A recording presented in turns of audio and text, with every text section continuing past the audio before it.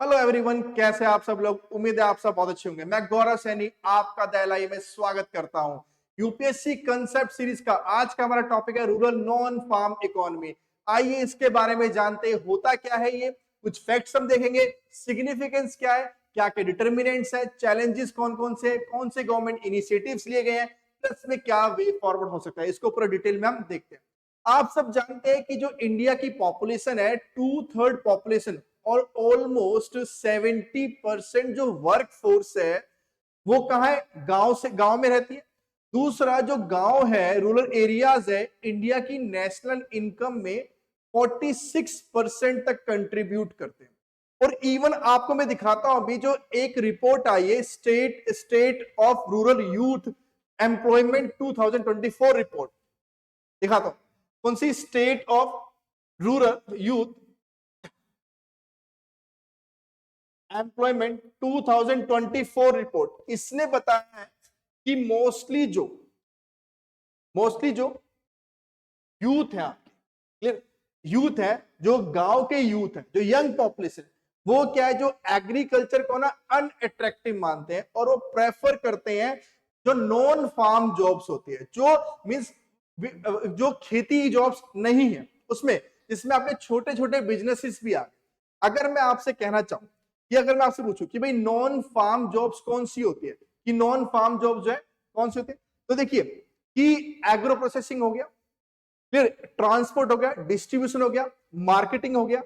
ये सब क्या बच्चे, ये सब आपकी नॉन फार्म जॉब्स है। इवन कंस्ट्रक्शन, माइनिंग और सेल्फ एम्प्लॉयमेंट एक्टिविटीज, हैंडीक्राफ्ट्स हो गए, जिसके अंदर आपके हैंडीक्राफ्ट्स आते हैं, क्लियर, जिसमें बेकरीज आ गए, मैकेनिक्स हो गया, ये सब क्या नॉन फार्म जॉब्स है। पॉइंट, तो आप देखते हैं कि मोस्टली यूथ क्या है, रूरल यूथ क्या है, जो गांव का यूथ है वो कहां पे काम करना चाह रहा है, नॉन फार्म जॉब्स में काम वो करना चाह रहा है। आप देखते हैं ये जो एक्टिविटीज है आजकल जो है ना, आप चाहे स्पेशली कहीं चले भी जाओ, फंक्शनली कहा है कि जो प्राइमरी एग्रीकल्चर एक्टिविटीज है ना उसमें कंट्रीब्यूट नहीं कर रहे हैं। आप वही देखेंगे कि ट्रेडीज, आप देखेंगे कि जो मोर देन इवन जितनी मैन्युफैक्चरिंग है ना, जो भी मैन्युफैक्चरिंग है, जो भी मैन्युफैक्चरिंग एक्टिविटीज है बच्चा, मैन्युफैक्चरिंग एक्टिविटीज देखेंगे, ऑलमोस्ट मोर देन 50% जो है वो कहां से आता है, वो गांव के एरियाज, रूरल एरिया से ही आता है। आप देखते हैं कंट्रीब्यूट किया जाता है। Point clear. अगर आपसे एक सवाल पूछा जाता है कि जो ये state of rural youth employment 2024 report है, इसे कौन प्रिपेयर करता है, ध्यान रखना, इसे प्रिपेयर करते हैं डेवलपमेंट इंटेलिजेंस यूनिट, जो किसका इनिशिएटिव है, ट्रांसफॉर्म रूरल इंडिया, संबोधि रिसर्च और ग्लोबल डेवलपमेंट इंक्यूबेटर, इसका जो है ये इनिशिएटिव है। अब देखिए इसकी सिग्निफिकेंस क्या, कि क्या सिग्निफिकेंस है नॉन फार्म इकोनॉमी का।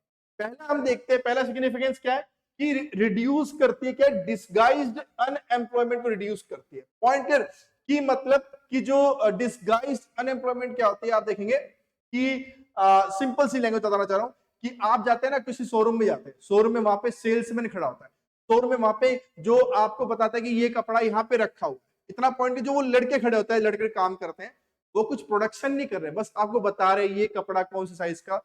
वो क्या होता है, वो एक तरह की डिस्गाइज्ड अनएम्प्लॉयमेंट होती है, तो उसे कम करेगा। आदमी वहां काम ना करेगा, करेगा कुछ ना कुछ प्रोड्यूस करेगा, कुछ ना कुछ बनाएगा, चाहे हैंडीक्राफ्ट बनाए, चाहे प्रोसेसिंग करे, कुछ ना कुछ बनाएगा। तो पहला क्या है, डिस्गाइज अनएम्प्लॉयमेंट रिड्यूस करता है। तो आप देखते हैं जो भी सरप्लस, जो भी एग्रीकल्चर सेक्टर में सरप्लस लेबर है ना, उसे करता है, उसे वो एब्जॉर्ब करता है। क्योंकि आप देखते हैं एग्रीकल्चर सेक्टर देखेंगे, अगर हम जीडीपी की बात करें ना, जीडीपी के अंदर जो हम बात करें, एग्रीकल्चर सेक्टर जो आपका, वो कितना कंट्रीब्यूट करता है, सिर्फ 17-18%, कितना, 17-18% कंट्रीब्यूट करता है। जो रिसेंटली रिपोर्ट थी, ये इंक्रीज डिक्रीज होता रहता है, लेकिन कम से कम जो है 45% जो है ना वर्कफोर्स, इस पे डिपेंड करती है एग्रीकल्चर पे, यानी कि एक आदमी के पास 30 पैसा आ रहा है एक तरह से हम देखें तो। पॉइंट, तो इसमें जो सरप्लस लेबर है वो कहां चली जाएगी, वो नॉन फार्म एक्टिविटी में चली जाएगी, वहां पे काम करता है और वो इनकम अर्न कर सकता है। वहीं दूसरा, tilting wage dynamics in favour of labour, तो उनको एक ऑल्टरनेटिव एम्प्लॉयमेंट मिलेगी। पॉइंट, ये ऑल्टरनेटिव एम्प्लॉयमेंट उनको मिलेगी और जो लेबर सप्लाई कम होगी, फिर और जो आप देखते हैं लेबर क्या है, कुछ ना कुछ प्रोडक्शन भी कर, जो है प्रोडक्शन भी करेगा, इतना पॉइंट क्लियर। वही दूसरा, improve security and poverty reduction, आप देखते हैं कि ये रिस्क को मैनेज करेगा, जो अनसर्टेनिटी होती है गांव के रेस में उससे भी क्या करेगा, कम ये करेगा, और आपकी इनकम को मींस सोर्स को डाइवर्सिफाई कर देगा, अलग अलग जगह से भी जो पैसा आप ये कमा सकते हैं बच्चा। तो मींस इनकम सिक्योरिटी आपको प्रोवाइड कर रही है, पॉवर्टी भी क्या, गरीबी इससे कम हो रही है। वहीं देखें कौन सा, रूरल इंडस्ट्रियलाइजेशन, मतलब ट्रांजिशन हो रहा है, जो प्राइमरी एग्रीकल्चर एक्टिविटीज है, मींस कुछ उगाने के बजाय आप कुछ और चीजें कर रहे हो, तो मींस ट्रांजिशन हो रहा है, मतलब गांव में इंडस्ट्रियलाइजेशन इंक्रीज होगा। क्लियर आपको? तो गांव के लोग क्या है, यहाँ पे फैक्ट्री सेटअप करेंगे, छोटी छोटी फैक्ट्रीज बिजनेस खोलेंगे, तो है इंडस्ट्रियलाइजेशन क्या होगा, इंक्रीज होगा, इतना point. And then reduces migration, तो आप देखिए जब क्या है, गांव में जो एक लोग है नॉन फार्म एक्टिविटी में काम कर लेंगे, जो एक्स्ट्रा लोग थे वो क्या है, अब शहर नहीं जाएंगे पैसा कमाने, तो मतलब माइग्रेशन कम होगा, और शहर पे क्या है, जो शहर पे बर्डन भी कम होगा, जो लोग आके रहते हैं वो अनप्लैन्ड अर्बनाइजेशन होता है, आएंगे छोटी छोटी जगह पे रहेंगे, वो भीड़ में रहेंगे, उससे पॉल्यूशन फैलता है, तो वो भी चीजें क्या है, सॉल्व हो जाएंगी। तो क्या है, रूरल नॉन फार्म इकोनॉमी क्या है, ये सिग्निफिकेंस आपने देखे। वहीं आप देखेंगे डिटर्मिनेंट्स की बात मैं आपसे करूं तो गवर्नमेंट पॉलिसीज, तो इसमें आप देखते हैं कि जो डॉक्टर अशोक दलवाई कमेटी थी, एक कमेटी उठाई doctor Ashok Dalwai committee, clear, ये बिठाई गई। ये कमेटी ने कहा कि भाई जो भी शिफ्ट की जो सरप्लस लेबर है ना, सरप्लस फार्म लेबर है, उसको शिफ्ट कर दो नॉन फार्म एक्टिविटीज में, इन्होंने ये बात बोली। इसके लिए कौन सी एक स्कीम आई थी, ये नमो ड्रोन स्कीम आई, क्लियर, नमो ड्रोन दीदी स्कीम आई, पॉइंट क्लियर। दूसरा क्या बोलता है, एजुकेशन एंड स्किल्स, वहीं आप देखते हैं कि जो नॉन फार्म इनकम इंक्रीज होगी अगर आपकी एजुकेशन इंक्रीज होगी। थर्ड आप देखते हैं फैमिली साइज, आप देखते हैं जो बड़ी फैमिलीज होती है वो फार्म इनकम पे जो है वहां से कम इनकम अर्न कर पाती है, लेकिन जो नॉन फार्म इनकम है वहां से क्या ज्यादा इनकम वो अर्न कर पाएगी बच्चे, इतना पॉइंट। देन फोर्थ आप देखते हैं इंफ्रास्ट्रक्चर डेवलपमेंट होगा, तो इंफ्रास्ट्रक्चर डेवलपमेंट आप देखते हैं मैन्युफैक्चरिंग एक्सपेंड हो रहा है, क्लियर, आप देखेंगे कि फैक्ट्री ग्रोथ हो रही है, इन्वेस्टमेंट हो रही है, इतना पॉइंट यहाँ पे।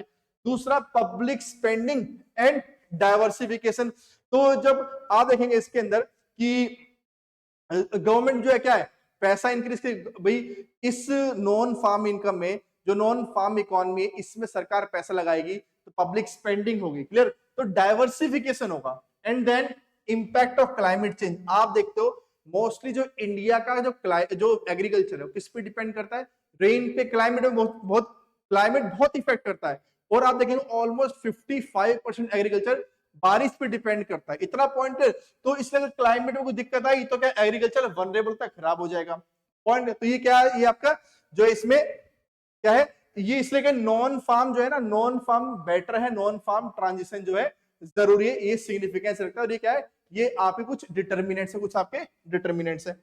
वहीं आप देखेंगे चैलेंजेस की बात मैं करूं, लिमिटेड एक्सेस टू क्रेडिट है, तो मोस्टली क्या है ना, जो फॉर्मल है, बैंक्स हो गए, फाइनेंशियल इंस्टीट्यूशंस हो गए, माइक्रो फाइनेंस हो गए, इनका पैसा नहीं जाता जल्दी। जो पैसा कहां से ले रहे हैं, या तो अपनी सेविंग से कर रहे हैं, पर्सनल सेविंग, या फिर जो मनी लेंडर्स हो गए, जो आपके लालची वगैरह होते हैं, जो आपके नॉन इंस्टीट्यूशनल सोर्सेज है, वहां से पैसा आ रहा है। एक ये चैलेंज है कि क्रेडिट का, पैसे, फाइनेंस का एक्सेस इनको नहीं है। दूसरा लो वर्कर प्रोडक्टिविटी है, आप देखते हैं कि क्या है, जो अर्बन एरिया से हम कंपेयर करें, अर्बन एरिया से कंपैरिजन में क्या है, प्रोडक्टिविटी इनकी काफी कम है, काफी कम जो है प्रोडक्टिविटी, सिर्फ जो है कि जो 13% जो आपके नॉन फार्म एंटरप्राइज है वो क्या है, वो जो है आपके मॉडर्न है, वो है मॉडर्न है। दूसरा इनफॉर्मल और वोलेटाइल एम्प्लॉयमेंट है, इनफॉर्मल और वोलेटाइल एम्प्लॉयमेंट है, आप देखते हैं लो इनकम है, क्लियर। दूसरा आप देखते हैं इसके अंदर पुअर वर्किंग कंडीशंस है, क्लियर, ये सब।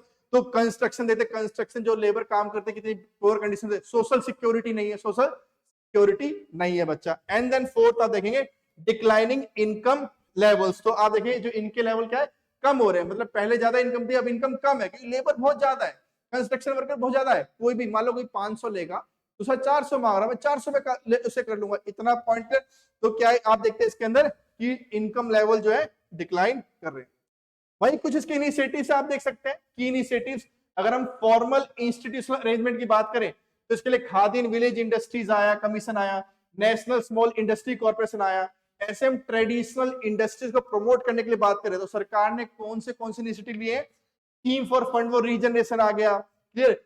उस्ताद स्कीम है। ऐसी credit needs of small enterprises की हम बात करें कि भाई जो स्मॉल एंटरप्राइजेस को जो पैसा चाहिए, क्रेडिट चाहिए, उसके लिए कौन कौन सा है उसमें बात करें तो उसमें सेल्फ हेल्प ग्रुप लिंक किया गया नाबार्ड के साथ, सिड भी आया, ये सब।